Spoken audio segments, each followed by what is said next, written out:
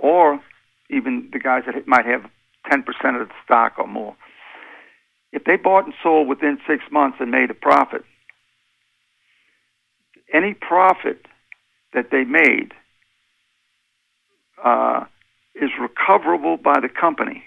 In other words, if a guy bought 1 million shares at 20 because he was doing it based on an idea that there was some negotiations about the company being bought out, and so the stock might jump up $5 or $6 or $7, $8, and he sold it at 28.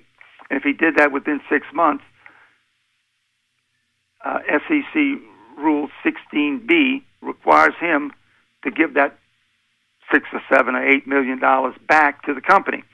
And if he doesn't, then anybody who owns the stock can file a lawsuit to try to get him to return that $8 million.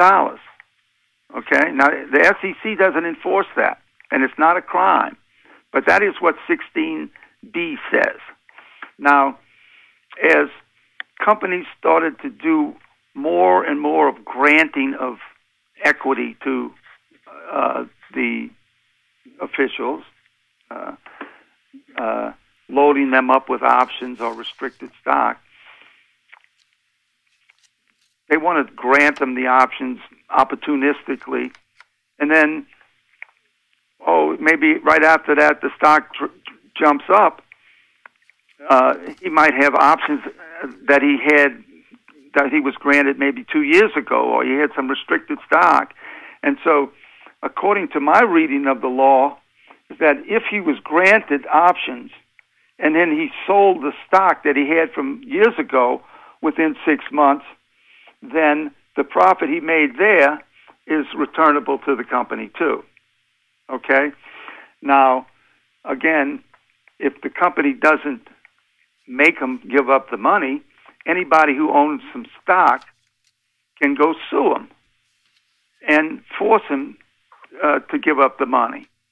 Now, the SEC passed a rule, which is 16B3, where they gave exemptions to companies that the grants that are given from the company to the employee is not considered subject to the SEC, the statute, that is the Securities and Exchange Act of 1934, Section 16B, prohibits the buying and selling in 6 months. But the SEC accommodated these options grants and these other type of equity grants by passing Rule 16B3, which exempts grants from being part of the 6 month prohibition. So it nullified it, really. That's exactly what it did. It nullified the statute, and the SEC can't do that. Okay? Now, Terry Semel, who formerly was the CEO of Warner Communications for 28 years, I think in 2001 he became the CEO of Yahoo. And he was granted a bunch of options, which I think my calculations were that it was worth $100 million as a bonus to come work. Okay? And he got after the stock went down, they gave him a bunch more options, and then they went down some more. They gave him a bunch more, and finally it went up a bunch. And he took away about $450 million from Yahoo. Okay, and I think that about $50 million of it was in violation of Section 16B of the Securities and Exchange Act of 1934. And I tried to get him to give it back. Okay. How'd you do that? I filed a lawsuit against him, and I bought some shares of Yahoo. I bought 100 shares and sued him for $50 million, and tried to get him to give the $50 million back. I did it right there in federal court in San Francisco. They actually made me a little offer, which was small. at the time, and I rejected it. And so Morrison and Forrester, which is one of the largest securities firm in the Bay Area, perhaps the biggest, they had their best securities lawyer against me. I couldn't find a lawyer. I couldn't find a lawyer to do it because they were all afraid to be perceived as challenging the CEO of a big operation in the Bay Area. Okay? And so I had to do it myself. And so that's why I learned a little bit about 16B and talk about it. But just like you said, you thought that the 16B3 nullified the statute, and I made the exact same point. And you see, and so the judge dismissed me by saying that the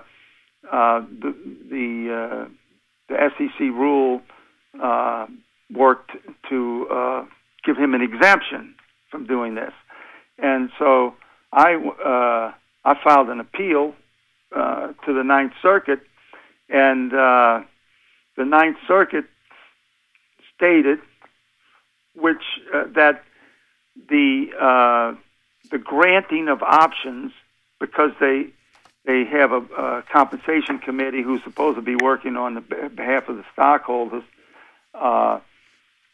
makes it such that the likelihood of an abuse of the grant of options make it such that the SEC is justified in giving them an exemption.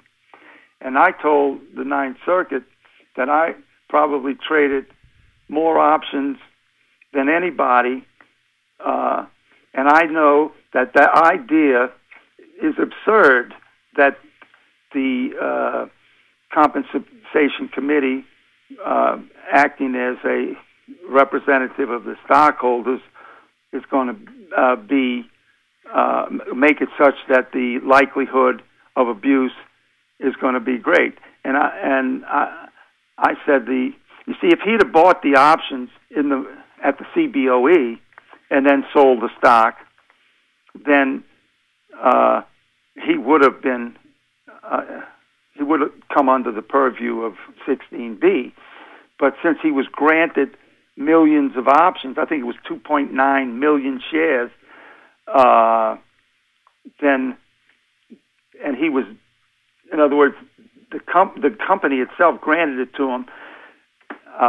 They could have never he could have never bought that many options if he went to the options floor, because they would have faded him, and they'd have bought other options, they'd have started buying the stock and everything else. You see, and but anyway, I spent a lot of time on that one. But you were right, what you said, that it sounded like the SEC nullified the law, and that's exactly what I said. And the Ninth Circuit said, no, they didn't. Subsequent to that, we had these obvious abuses that have come out about the backdating, and you have abuse, which is a little harder to detect, by them manipulating the stock down and granting the options, you see. And so there's a lot of shenanigans that have gone on with these equity grants. Isn't part of identifying what's going on looking into the timing of the calls and the puts? You mean the ones that are traded on the exchange? Yes. Well, it's part of the equation. When I was trading as a market maker, when you saw large orders coming in there to buy or sell, you had to be suspicious, because that was often the case where they'd go to front run, as we say, the news or the event. In other words, if there was going to be a takeover, they would be front running that by not buying the stock but buying the options ahead of time. And so there's only a certain amount of options that will be sold by the market makers until they go start buying the stock, because they got to protect themselves against being put in the trap. You see? Yes. So the first point at which the indication of something's up is indicated is in the options. And so some people might think that, well, we look for volume transactions in the options, and we'll try to use that as our evidence that the stock's going to go up. And so they'll just go buy the stock by looking at the volumes in the options. And that has some merit. That's a way that people might trade.